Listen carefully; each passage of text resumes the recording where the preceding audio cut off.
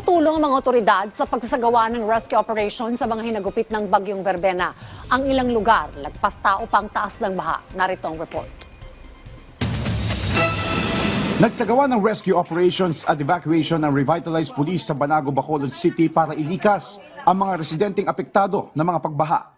Makikita sa video na tulong-tulong ang mga pulis at residente sa pagbuhat sa isang matandang hindi na makalakad.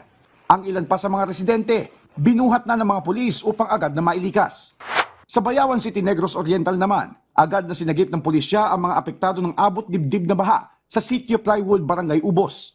Kabilang sa mga sinagip ang ilang matatanda sa lugar. Habang inililikas, kita sa muka ng isang lola ang pagkawala ng takot dahil ligtas na siya sa kapahamakan. Dineploy naman ng Philippine Coast Guard District Southern Visayas ang kanilang team sa iba't ibang barangay sa Bacolod City upang magsagawa ng search and rescue operations. Gamit ng rubber boats, nasagip nila ang mga bata, matatanda, mga may sakit at iba pa na nangangailangan ng tulong. Ang iba pa nga ay binuhat at pinasanan ng otoridad para agad na mailikas. Gamit naman ang assets ng Bureau of Fire Protection sa Bacolod City pa rin, sinakay na ang mga residente upang makatawid sa halos 1 kilometrong kalsada na lubog sa baha. Nagsagawa rin ng BFP ng mabilis na rescue operation sa Barangay Sumag upang i-rescue ang aabot sa 40 individual sa lugar, kabilang ang mga alagang hayop.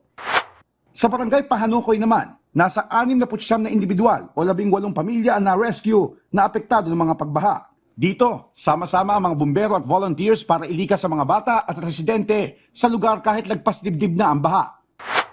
At sa Barangay Singkang naman, sinagip ng mga otoridad ang isang individual na nasugatan dahil sa Bagyong Verbena.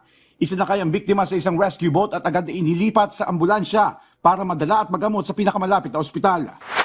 Naglatag ng lubid ang mga otoridad sa 2 barangay na binaha sa Negros Occidental upang magsagawa ng rescue operations. Makikita sa mga larawan na itinawid sa tila ilog na baha ang mga residente.